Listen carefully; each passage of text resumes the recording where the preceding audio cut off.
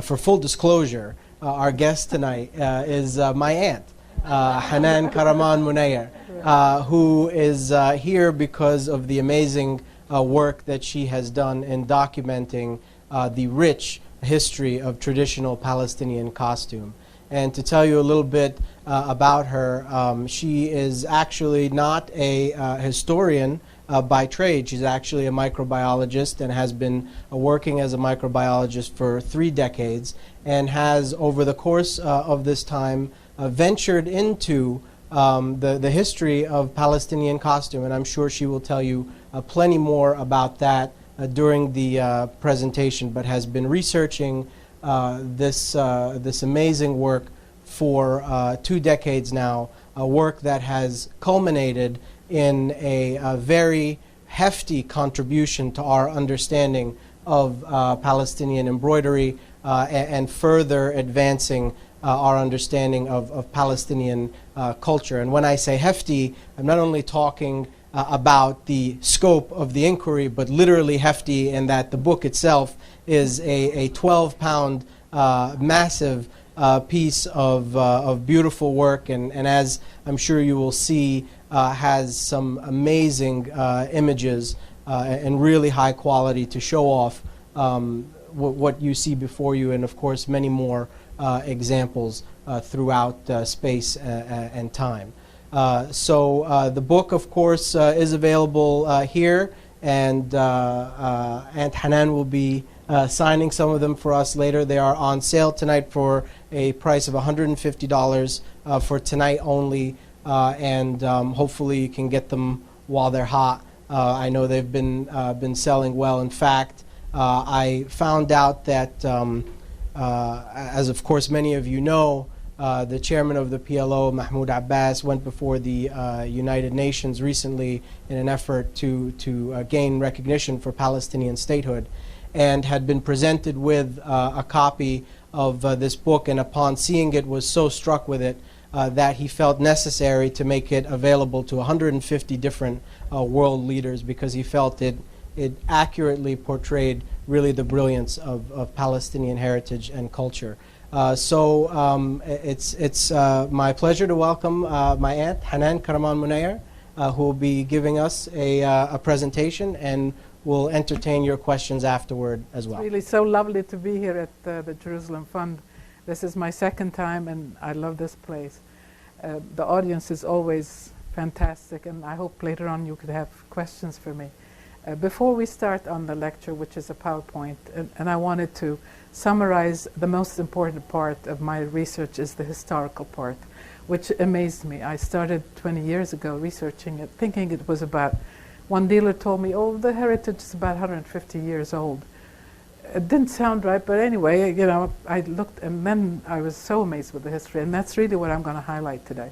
I just thought, just for flavor, to bring in a few pieces from the collection. The collection right now is over 2,000 pieces. And my husband, Farah Munayyer, and myself have been very diligently collecting this huge collection from 25 years ago, basically. We put together at least 5 different collections from 5 different sources, and we have constantly updated and gotten either a few dresses here and there, a few items, so that it's constantly growing.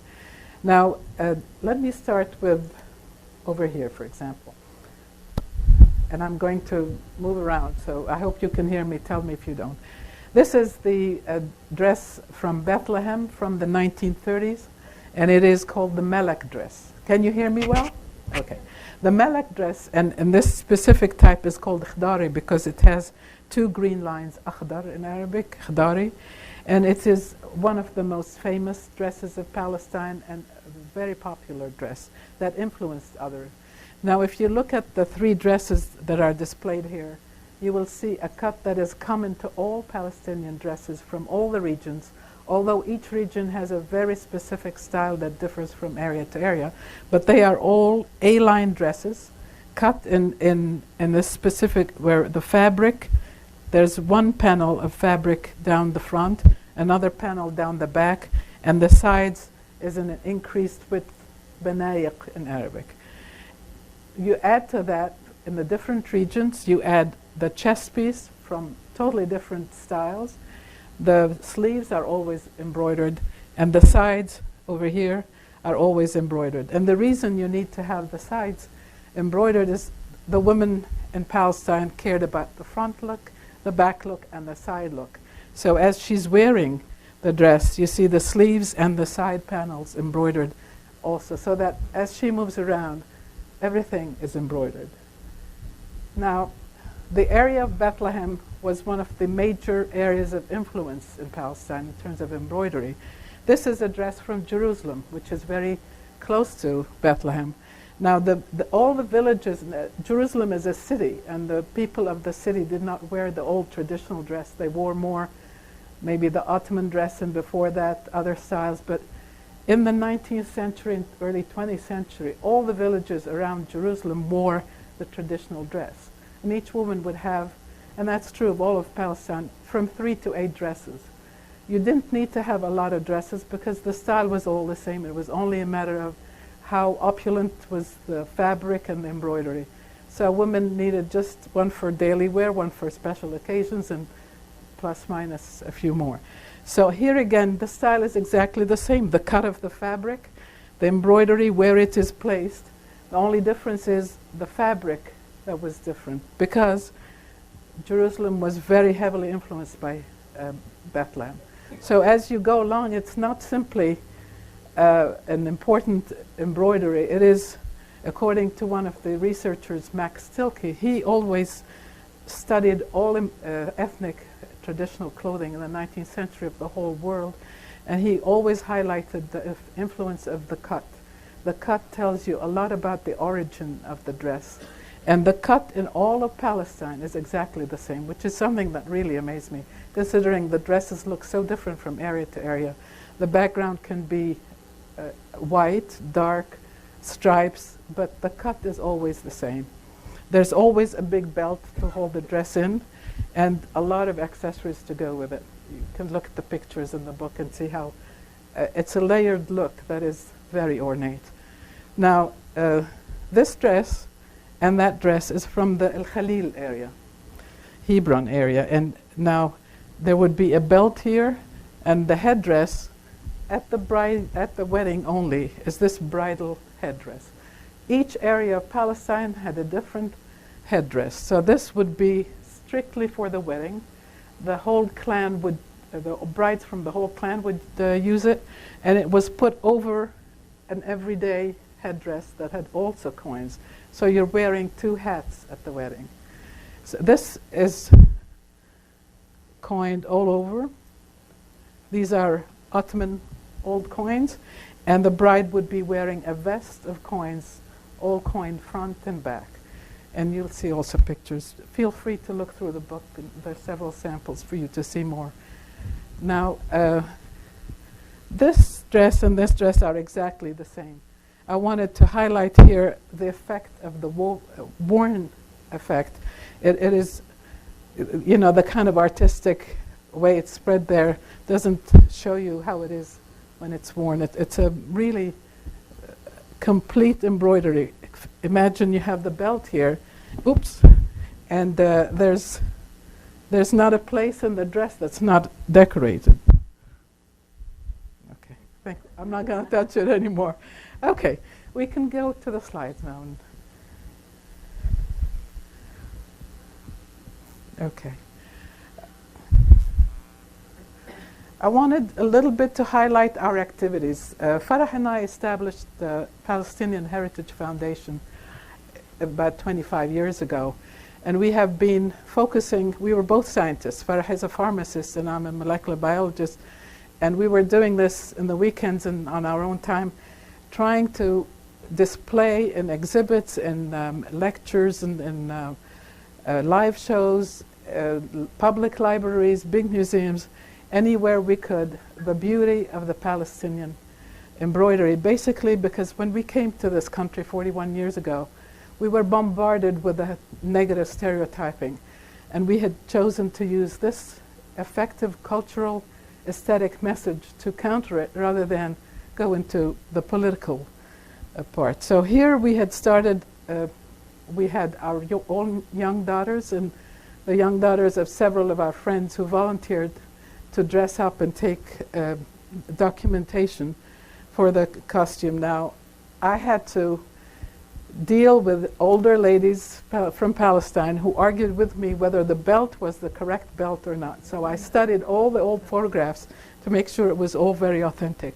This is the Ramallah costume, the bridal white costume. It is linen embroidered with silk, and it matches the dress to the khirqi, which is the headscarf. The headdress underneath you barely see. Here is our daughter Maha, our oldest, wearing the Al-Khalil dress, which is basically one of this region, with the headdress that waqait al-dirahim, wedding headdress, and that big scarf on the side. It's the headscarf that goes over everything and covers the bride. So not only is the dress so heavily embroidered, she also has a huge scarf embroidered to cover.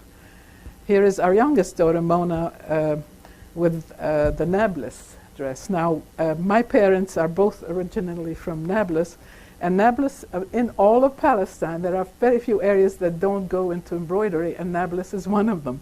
But the Nablus and Jenin area compensate with lack of embroidery by using very colorful velvets, silks, and ornamentation that made up for it. Here is a complete outfit from Bethlehem. That's the dress over there, and that is, you notice the headdress is a very old historical headdress, and I'll mention it later. It's called shatwi. It's high, sitting high on the head. The scarf over it is a very rare scarf. There's only about 4 known in the world still existing. It's from 1850s, and people in Bethlehem nowadays don't even know it. I show them the picture, they tell me, no, this is not Bethlehem, it's that old, so many generations. Now the dress is always in the Bethlehem area, in the Jerusalem area, and the Ramallah area. You wear a jacket, short sleeve jacket over the dress, where it gives a sheared look to the sleeves of the dress underneath. A very beautiful, fashionable. I think fashion designers should copy that, a very flattering style. Now, we did a lot of exhibits around the country, and this was one of the first we did at the United Nations, in the lobby of the United Nations. It's a series of galleries, and we built the whole structure to simulate a Palestinian room and the mannequins and all the different styles. Here is our latest, actually. It was here in Washington, D.C., if you remember, Arabesque at the Kennedy Center, 2009. Kennedy Center put up a gorgeous display from all Arab countries, 48 costumes from all the Arab countries, and we participated with 9 of them, 5 from Palestine and 4 from other countries.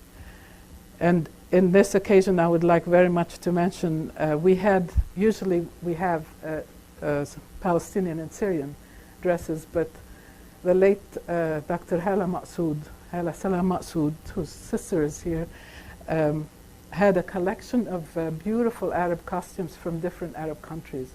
And after she passed away, and we had been always working with Hala on projects like that, she had actually, as head of the ADC, given us the opportunity to display at the National Cathedral in Washington. After she passed away, Hania Salam and her brother decided to donate her collection to our collection. So now we could put the Lebanese costume and the Tunisian and Syrian, and there were several costumes from Hala's collection. And we always like to mention, whoever donates anything to us, we always like to mention their name and keep the name alive. Now, exhibits in museums. This is at the Arab National Museum in Dearborn, Michigan, and that was an exhibit a few years ago. It was quite a large exhibit. That's one of the scenes of it. Here is in Los Angeles at the Folk Art Museum, Craft and Folk Art Museum. And in that style, we're doing more of a modern style of display rather than on mannequins.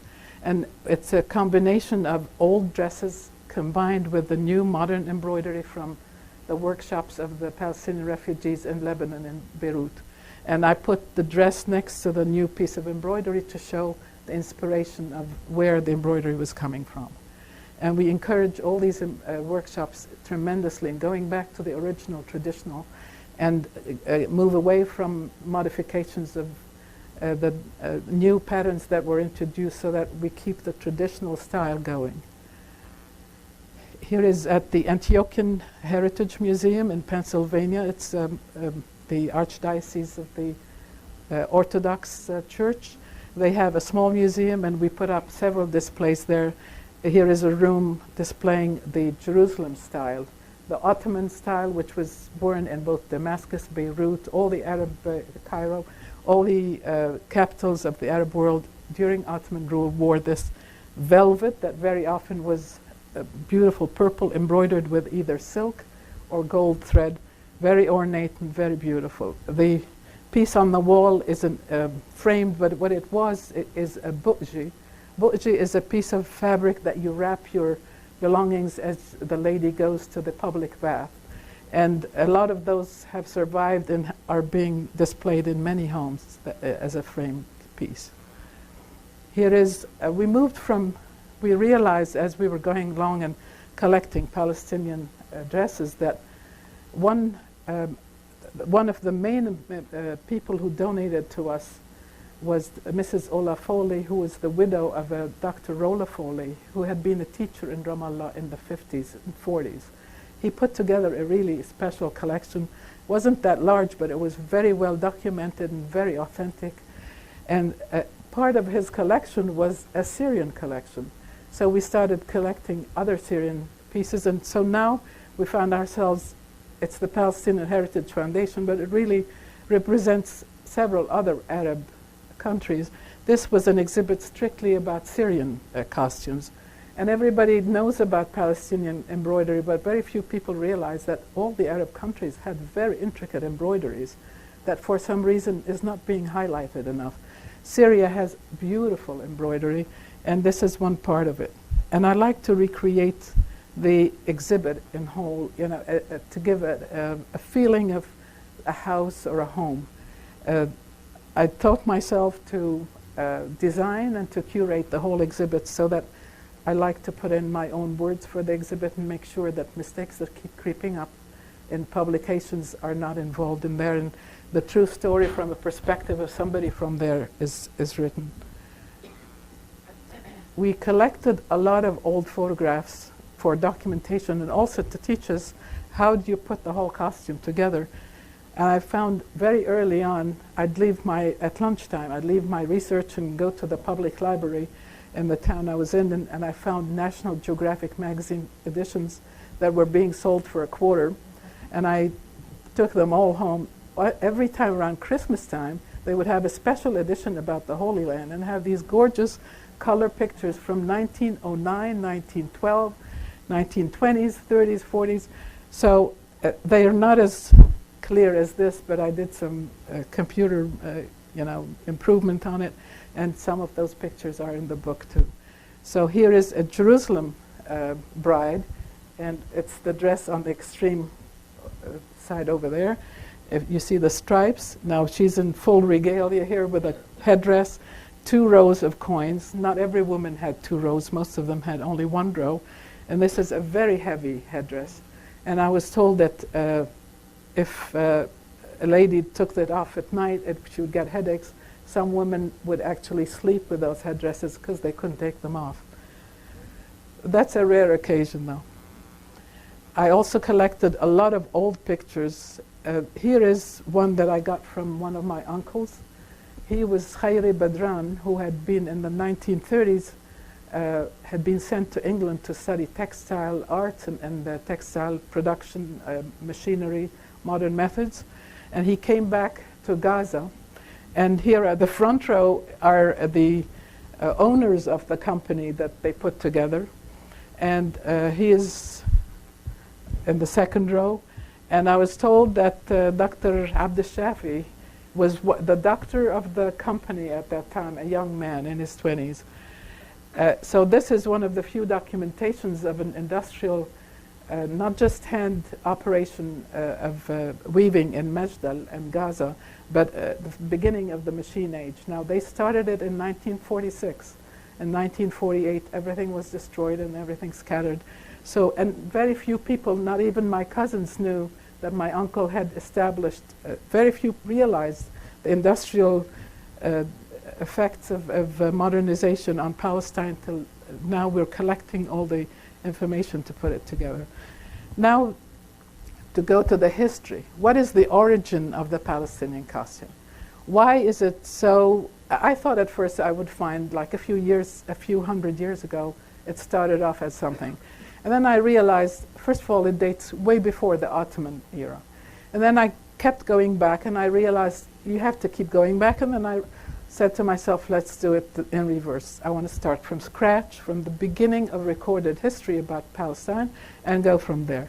So then I started finding the origins in, for example, Canaanite engravings on ivory. And this is from Megiddo from 1200 BC. The shape of the dresses is very much the A style, and it's called by archaeologists the A tunic, the Syrian tunic, Syria being all of the area. And so the origin of the shape originates till then, where in other countries, for example, they would wear short skirts, all kinds of other skirts. This is the style of the Middle East. Now here is from Egypt from the 7th century, a dress that is built exactly like the Palestinian dress, and I'll show you how. Okay, see these two lines? They are the beginning, and that's the width of the fabric. So these additions on the sides are side additions, and the same fabric goes up and then down the other side. The very beginning of the Palestinian cut, and we go back to Max Stilke's cut, from the 7th century in Egypt, and the same dresses were being worn in Gaza and in Palestine.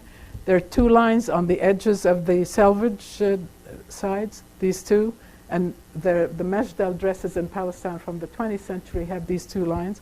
Before they faded off, they were purple, and the patterns of decoration going down. Now in the book you'll see a picture of the dress from Meshdal, which is, it is, the two lines going down the side, and the cut very similar, and very strong similarity from 7th century to the 20th century. Here is the Roman, what is called usually the Coptic tunics. Now they're called Coptic because they were discovered in Egypt very often in burials, etc. But it really was not worn only in Egypt. It was worn all over the Middle East because mosaics in Jordan and Palestine and Syria all show the same clavi, the two lines going down the side, and the beginning of a chest piece. Not the Palestinian chest piece, but there's some kind of chest piece and decorations on the edge. Now in the area in Ramallah dress, for example, from the 19th century, you see very similar to the Coptic dress. As you might have noticed, and if you're familiar with it, every Palestinian dress has a chest piece, and it's a square piece that's beautifully embroidered. And I was very curious to see where does it come from. In my searches, I looked a lot, and not all Arab countries have it. Actually, very few Arab countries have it. The only place that did have it is Spain, Al-Andalus. And here is a dress from Spain, and here you see the square, brocaded, but very often the simpler people, brocades were very expensive, and this is a silk and heavily gold brocaded, so a simple person would have embroidered their own. And here is again from Spain, Al-Andalus, from the 12th century about, and that was displayed at the Metropolitan Museum. The same cut of the dress, exactly, the one panel in front, one panel in the back, and then the side panels. And very interestingly, this is the back of the dress. It's a very intricately brocaded pattern with silver thread. Now, and when I turn the lights on, I'd like to show you the Bethlehem dress over here. Is one of the few dresses, and you can see it later on maybe, that has brocade exactly in the same place, and you can take a look at it later on, we'll turn it around, exactly brocaded with silver. which means when that dress was made, it was not made out of a bolt of fabric. You bought a cut piece of fabric at the end of which was the brocaded silver. And this is exactly the same kind of habits that the Arabs in Spain used to have. You would buy a cut piece of fabric, the end of it would be brocaded. These habits had been in continuum for centuries and you know, are still found in. Here is the back of that dress that I wanted to show you, the brocaded Bethlehem back of the dress, the diel. The headpieces. This is a picture from National Geographic magazine from the 1920s. The headdress is this very wide coin row on the top and then the smaller one on the bottom. And it has an effect of a crown, kind of. Now, the history of that kind of shape goes back to pre-Roman times. From the 1st century, you can find a multitude of statues. For example, Palmyra, Tadmor in Syria, has endless statues with that kind of headdress, and over which the whole big scarf comes. So that from around the 1st century, the woman had this high headdress and was enveloped by a very large headscarf, which is very similar to the icons in Christian, the Orthodox especially, church, where Mary, the Virgin Mary, is always wearing this kind of headdress and this large scarf. And if in iconography, it doesn't change much, so you keep copying and copying the same pattern that had originated then. Now, the headdress of Bethlehem is the chatoué, and you can see that very small, unusual headdress, and it has to sit on a smaller cap so that it won't slip off, and is kind of, there's a big heavy silver chain coming down to weigh it down and keep it in place. And that is the married woman's headdress. Only a married woman would have that. So when you saw the young girl in the street walking, if she didn't have it, you knew she was single and maybe available, and you could maybe go to her parents and ask for her hand. A very effective method. Now, here is Ugarit ivory bust from 1200 BC, and the same headdress, the shape of headdress, is on that statue. And if you notice the kind of metal, it's not coins, it's metal decoration on the bottom. And the bracelets. Here is a Phoenician bracelet that is from 1200 BC again, found in a colony of the Phoenicians in Spain. And look at the bracelet over here, those kind of knobs all over. This is a kind of bracelet that's quite familiar in the Middle East. I'm sure other countries have it. But in Palestine, it's made in Nablus, and you see the habiyat, it's called. It's like knobs of silver. Now, the styles of silver, and we have Marjorie Ransom here, and I'm not going to talk too much about it because I'm sure you know much more about it from her.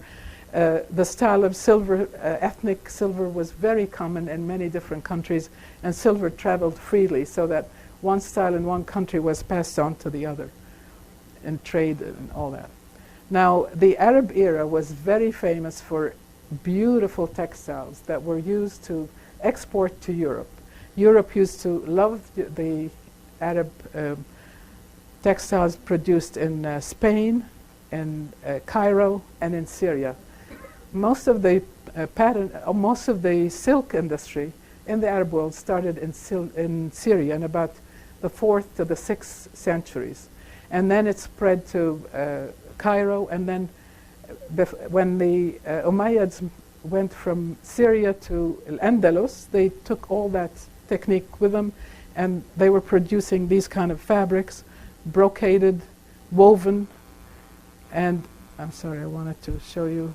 At the bottom, you see the calligraphy in Arabic, and they always included calligraphy in Arabic when they were importing the fabrics into Europe.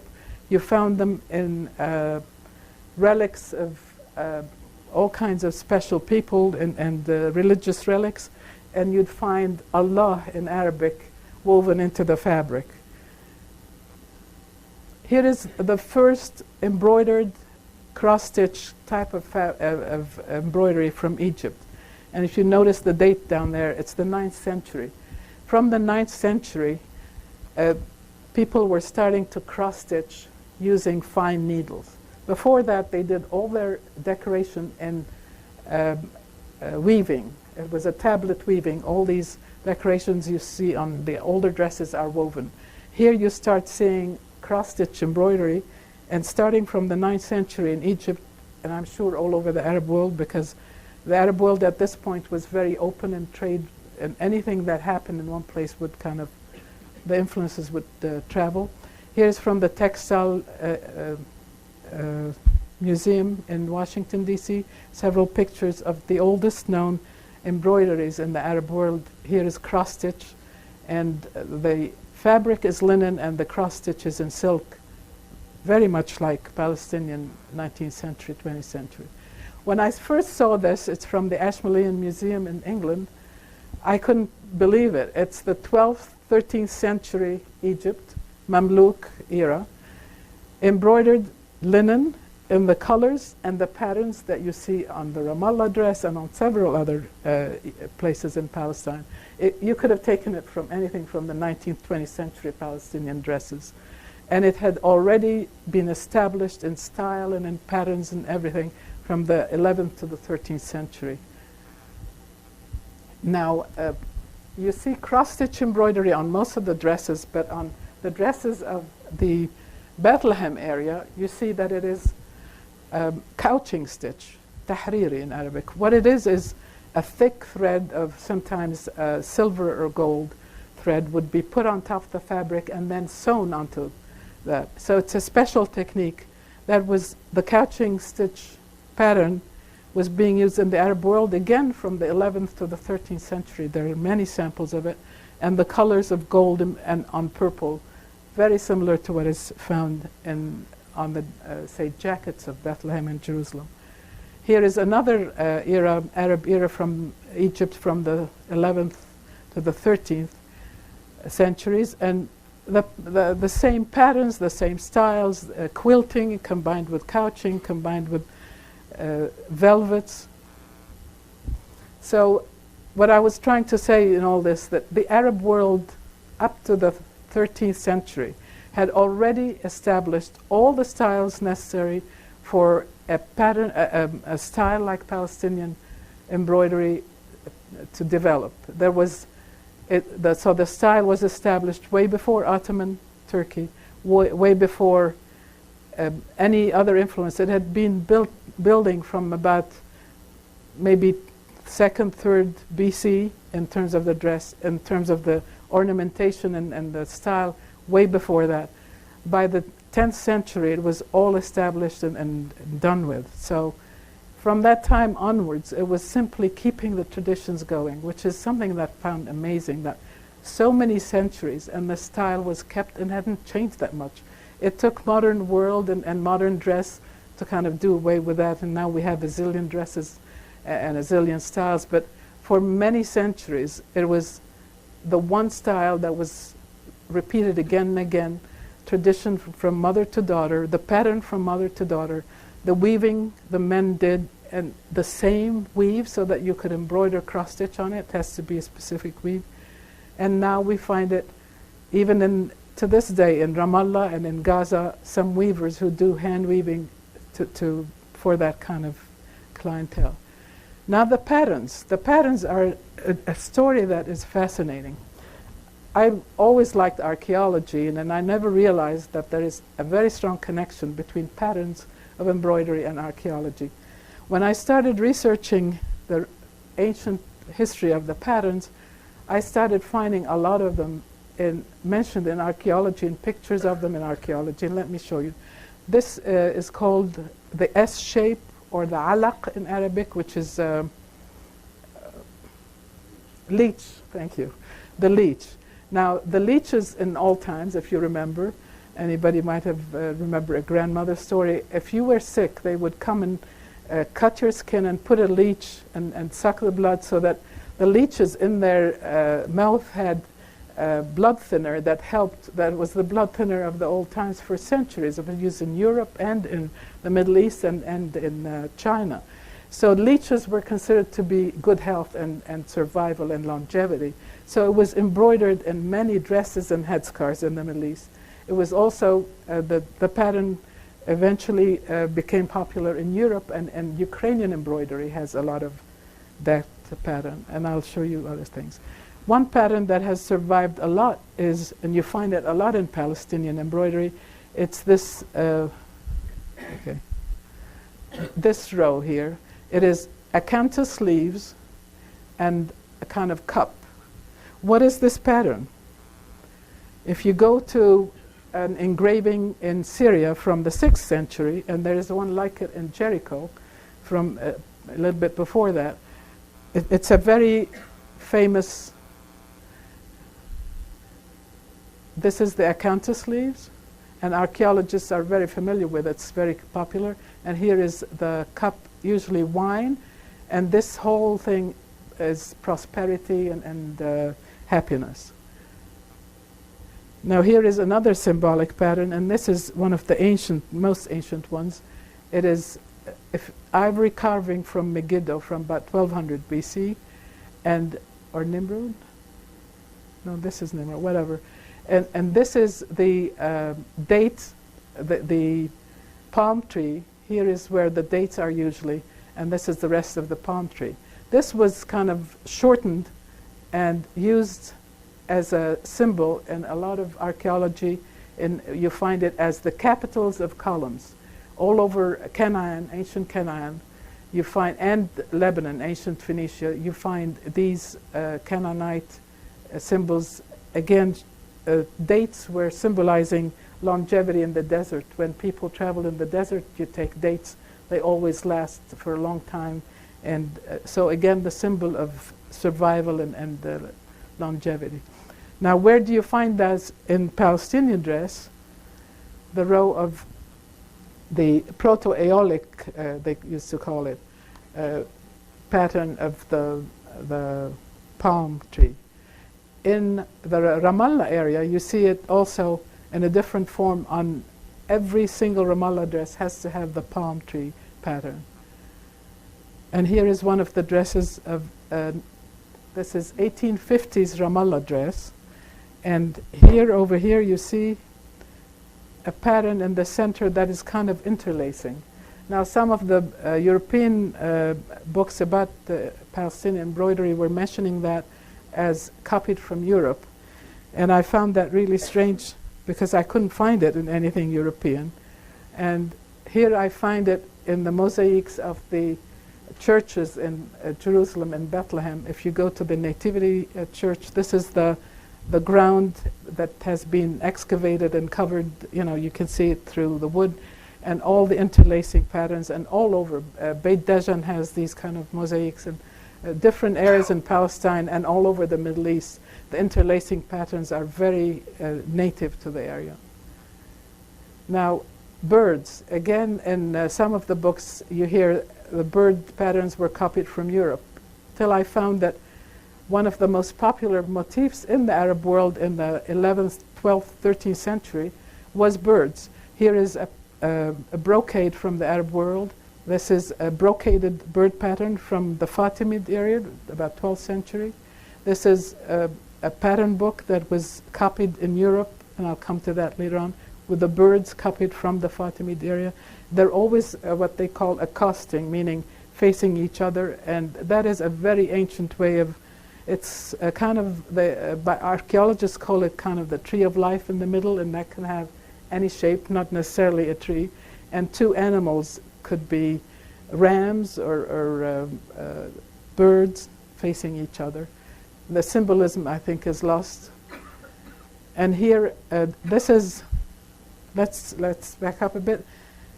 As I was studying the patterns, I came across a book by Abig, who was from Germany, and she was mentioning how the first pattern book that was printed in Europe, when the printing presses started in Europe, was in 1523, and the printer had copied all the Mouresque and Arabesque patterns imported from the Arab world. And she was saying how this was something that was never acknowledged properly in Europe, that all these patterns had actually originated from Arab embroideries. And I found that that is medieval time, we're talking 16th century. What they had imported in terms of embroideries from the Arab world, they copied the patterns into printing books. And printing books started multiplying all over Europe.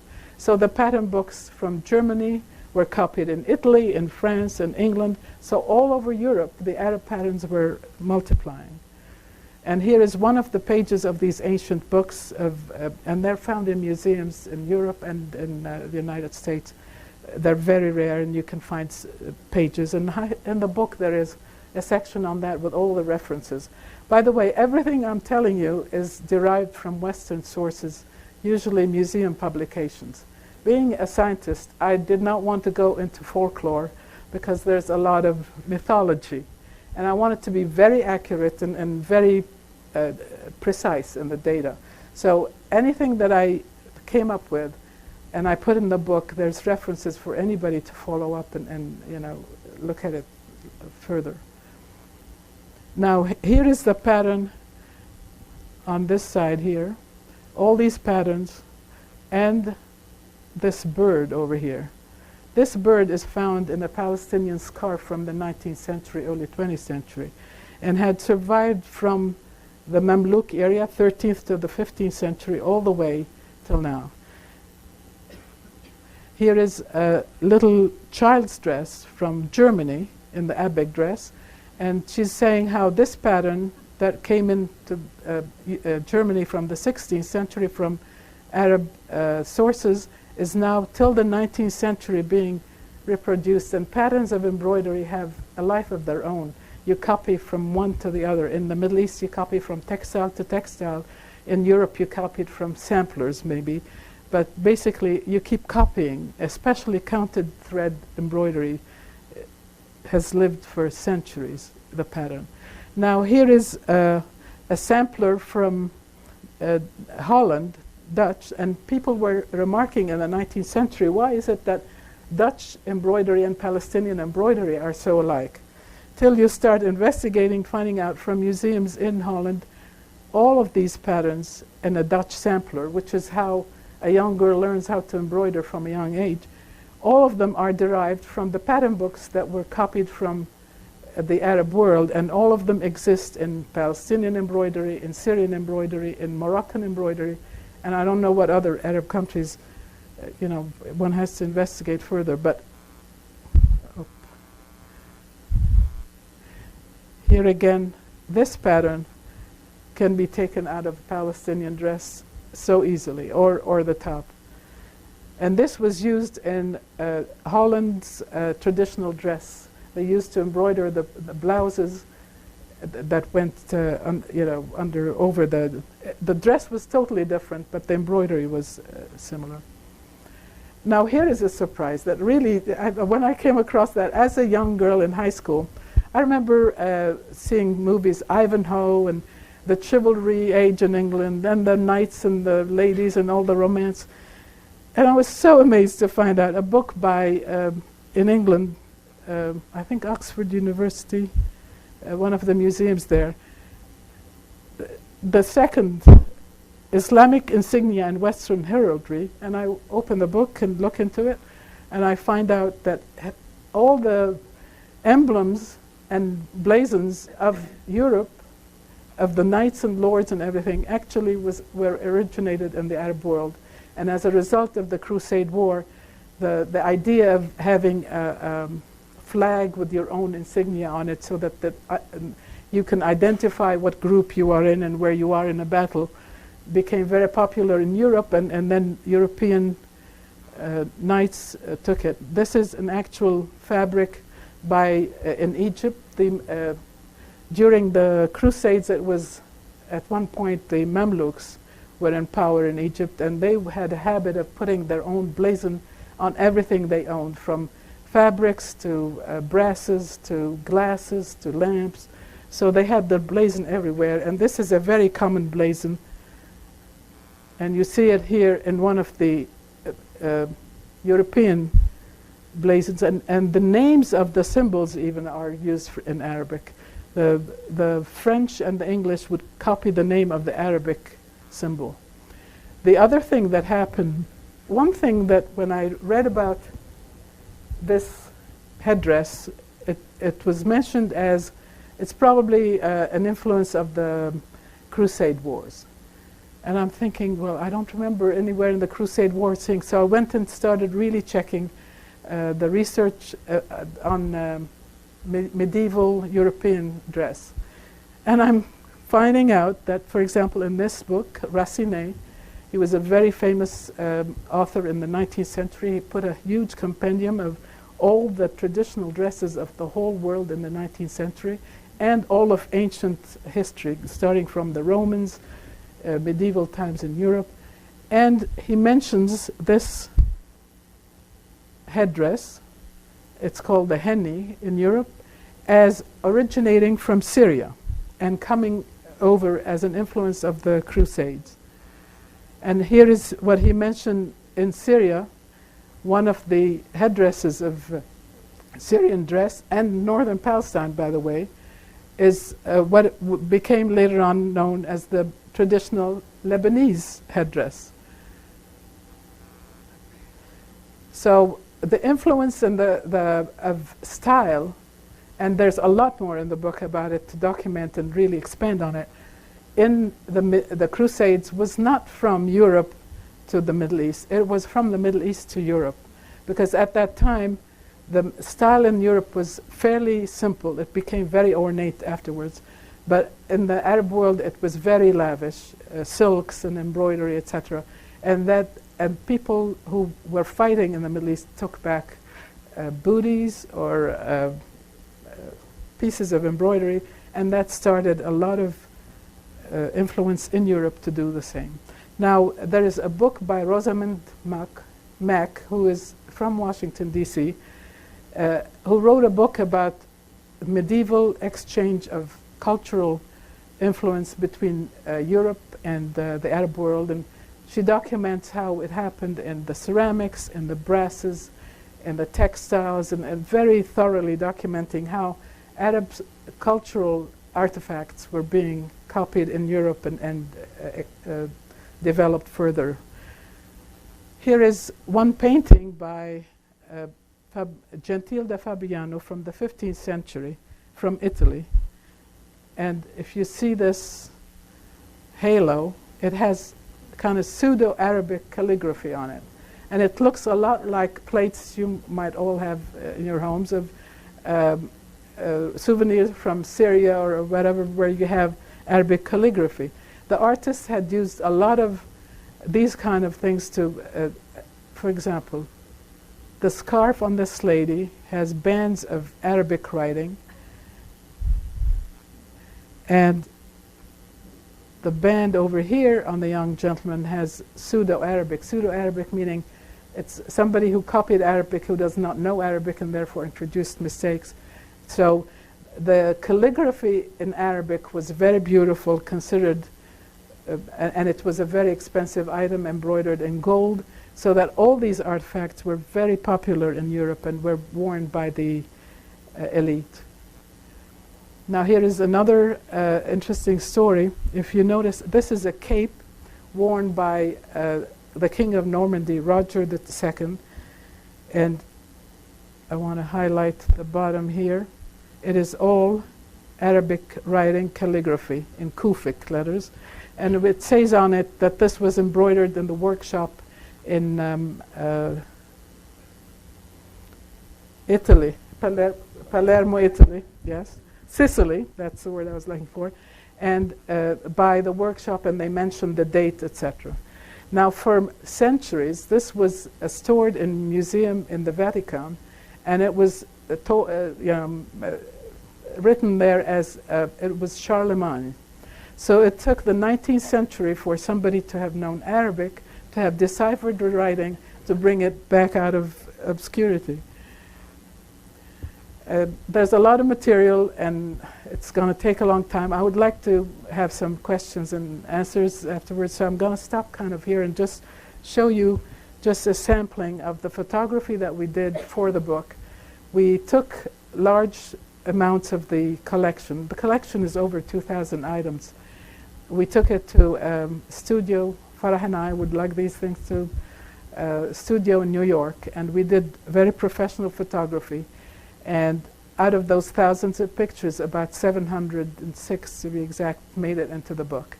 So here is one part of the dress of the made in, it's Bethlehem embroidery.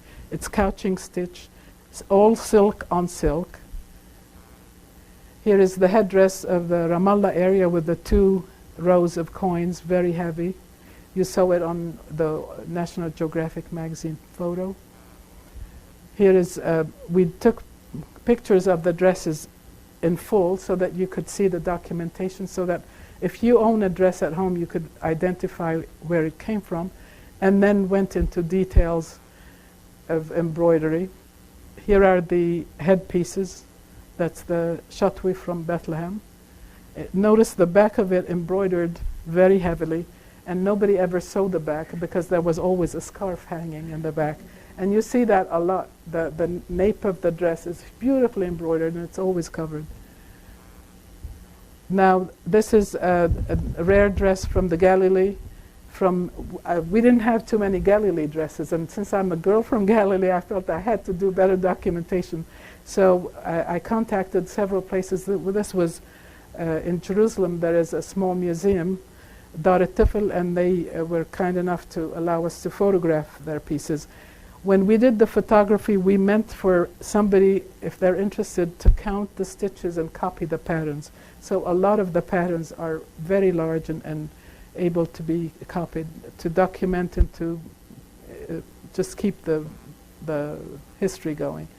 We did some photography, maybe artistic, but this kind of photography is not very good for documentation. It's pretty, but you really want to see the whole piece and the details.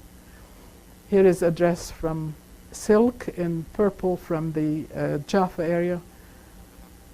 And here is a close-up, and that's what I mean, close-up, and the focus in the book is, of course, better than projection here. It was all digital photography. Now, the thousands of photographs we have are part of our documentation of the whole enterprise of documenting. I will stop right here and see if anybody has any questions.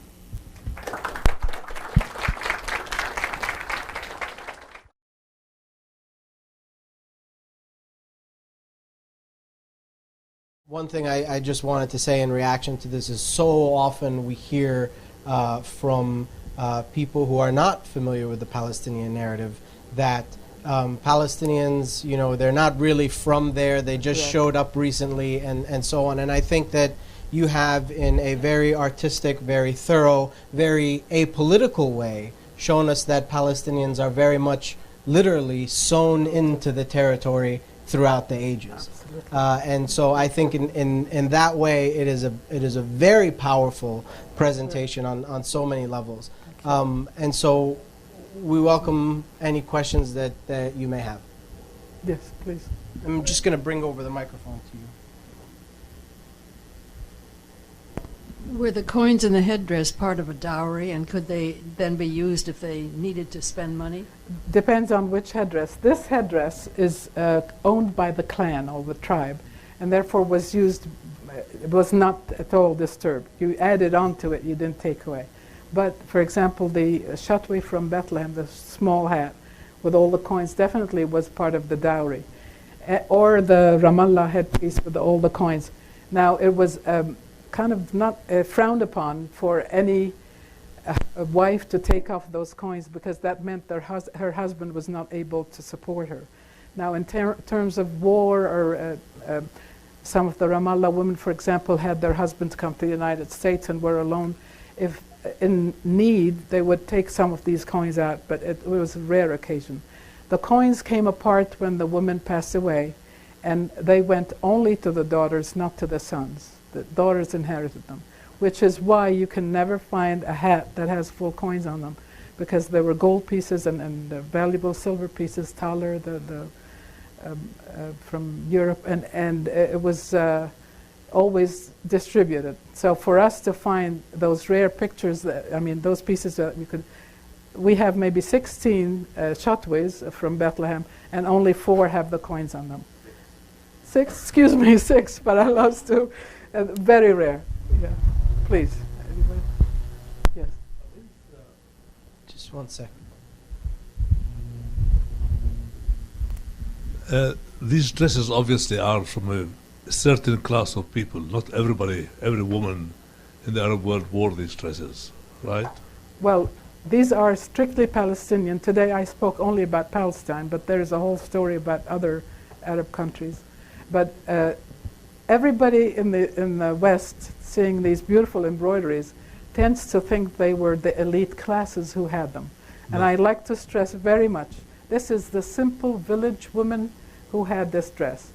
The more wealthy city people, for example, had brocades and silks and different kinds of dress. This is not city dress, this is the traditional village dress. And every woman made her own dress. So it was the young girl before she got married, and she got married at that, this is, for example, these dresses are up to 1940s.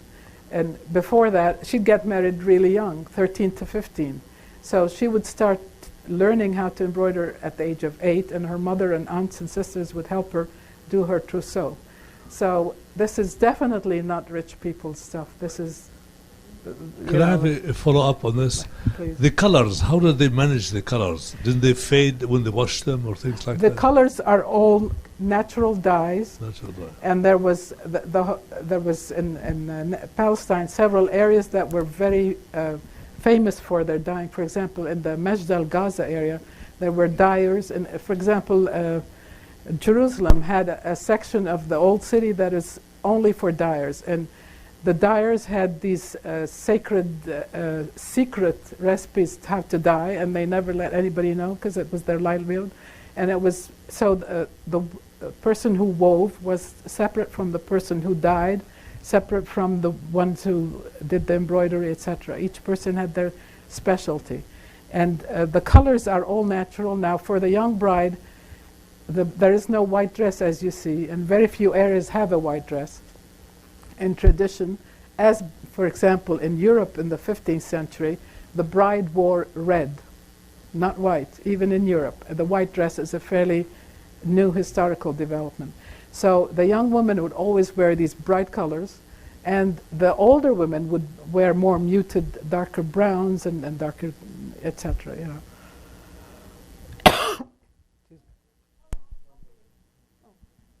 A follow-up on the colors. Is it only that it is worn because of a certain occasion, like weddings or things like this, or was it also the region? Like you showed us a dress from Jaffa that was blue. Yes. This is what is called a ceremonial dress. It's not only a wedding dress. It's made prepared as a trousseau for the wedding, and then throughout the woman's life she would replenish whenever needed. And it is worn for all special occasions. Her own wedding, other people's wedding, holidays, festivals, and the expense would give it more embroidery, would make it more special. Therefore, yes, please.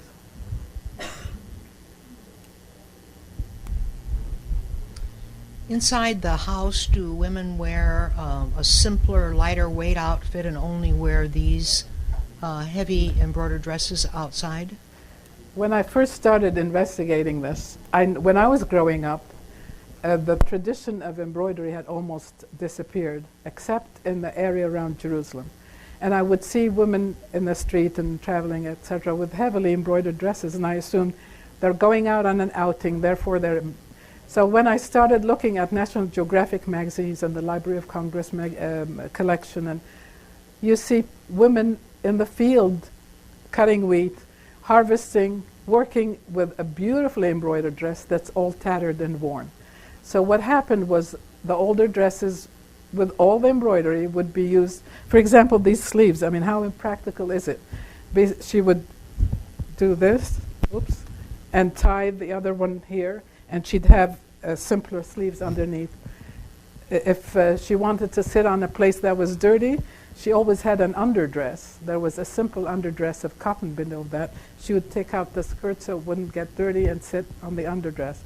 So this is what she lived in at all times. maybe different colors, a slightly different, and for example, Ramallah area, you have a dark dress and a light dress.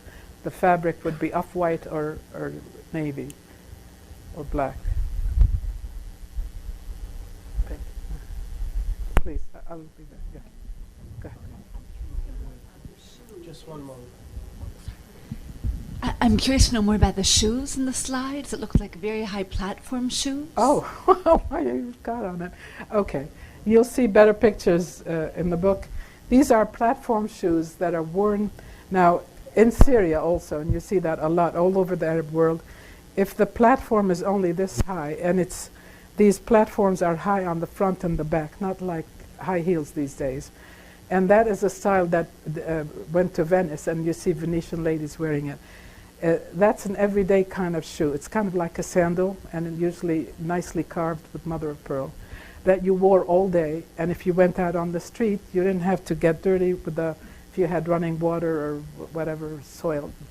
Now, for the bride, we have a pair that's this high, and the young girl would be in her teens, young bride, very small, wearing them.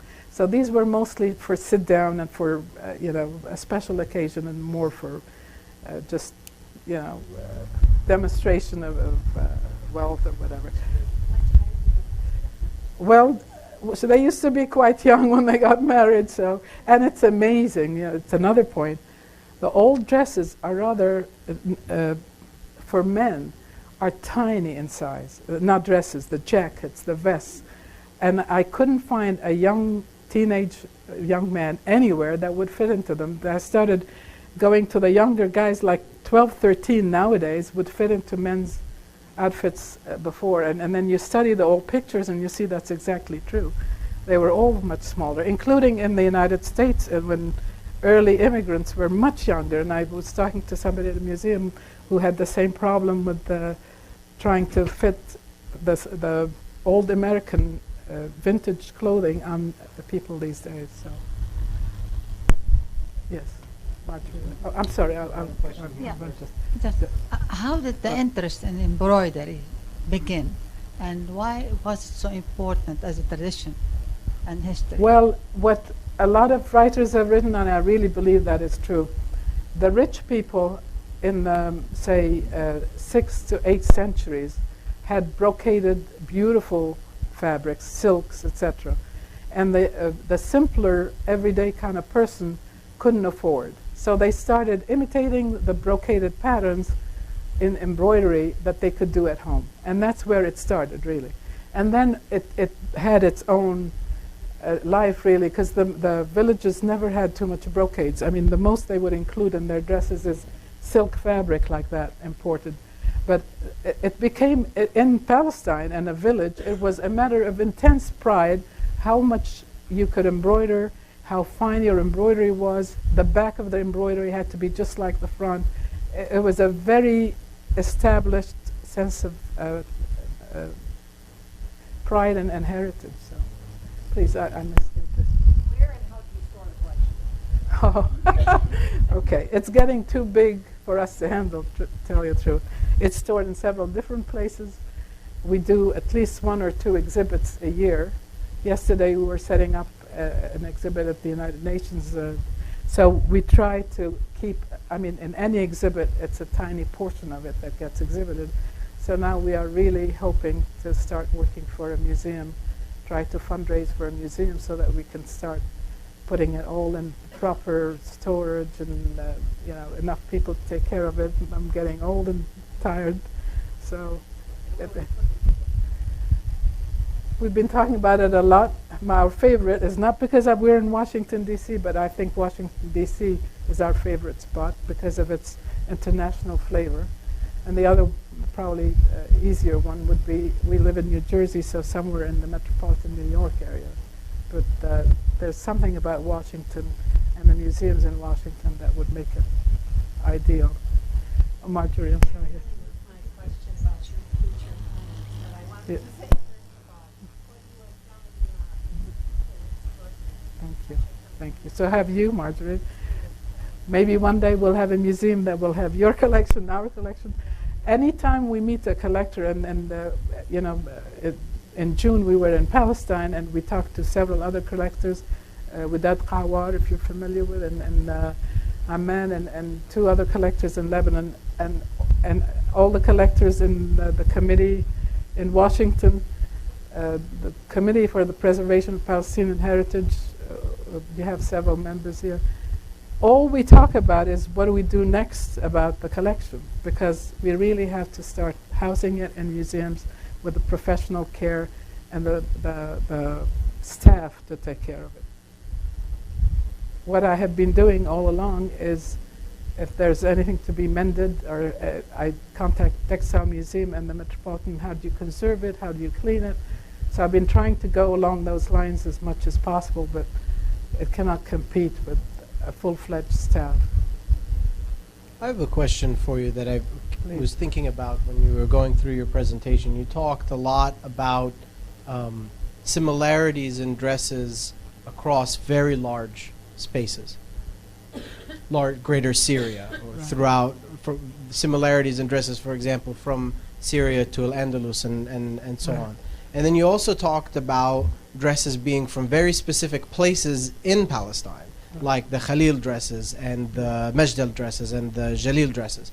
Are there specific traits within dresses that you only find within Palestine? For example, things that you would find in a Jalil dress that you would find in a Majdal dress, but maybe not in a Syrian dress, or not in somewhere else? Well, most of the Palestinian dresses, especially the center and the south of Palestine, have exactly the same cut. And what changes from region to region is where you place the embroidery, the type of patterns, and the combination of colors. That's what distinguishes one region from the other. Now, in the north of Palestine, it was part of the Liwa of Damascus under Ottoman times. So you see a huge influence of the Syrian style and the Lebanese style of that time in the north in Galilee.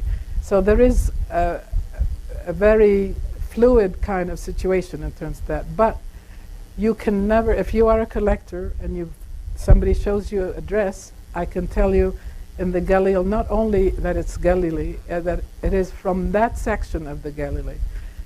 Because people did not travel, there's always a reason. I always go for the economics and the geography. Why are these people did not travel much. Women especially did not travel. Men in the 18th century and before would travel on donkeys and horses and walking.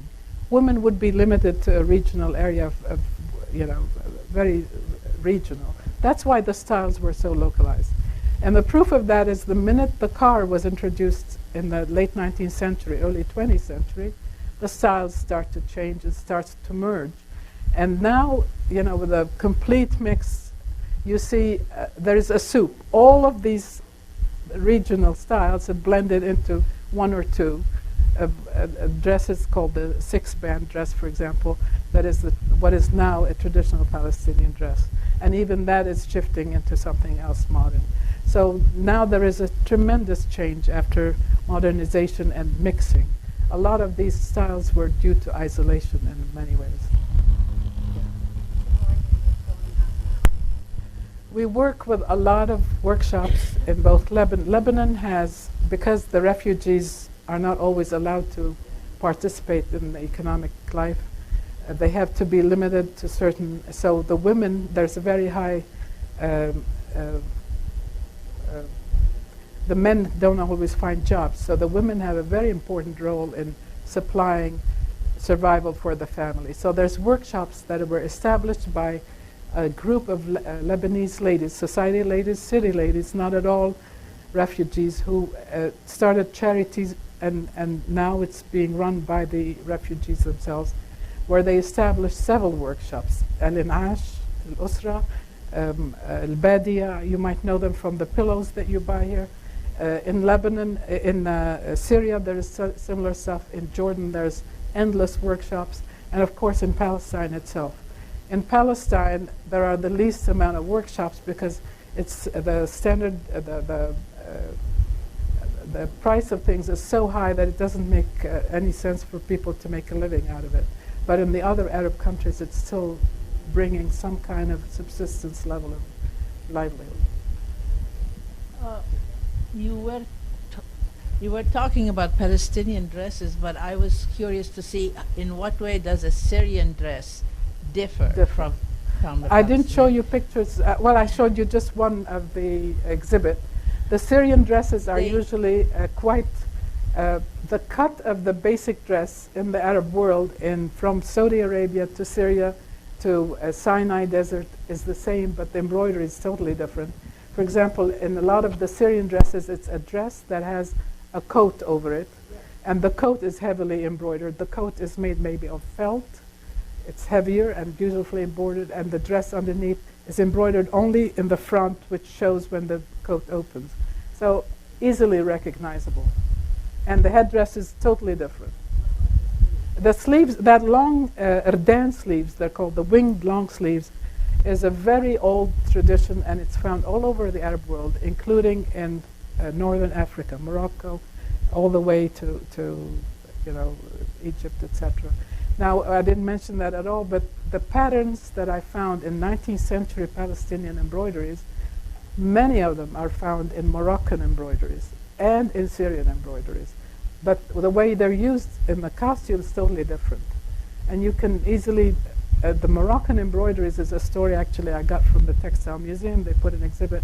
The Moroccan cities that do that embroidery are basically the cities that took in the immigrants from Spain, from Al-Andalus.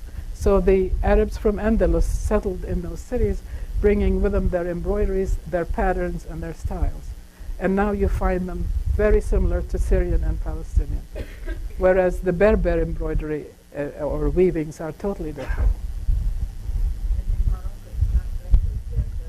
In Morocco, they totally different complete costume. You have a top and a pants and a jacket. It's not at all the Palestinian style, which is why I thought there was a lot of importance to the dress of Palestine being exactly what it was, what archaeologists called the Syrian tunic, the A-line from top to bottom. They didn't wear that in most of the other countries of the world then.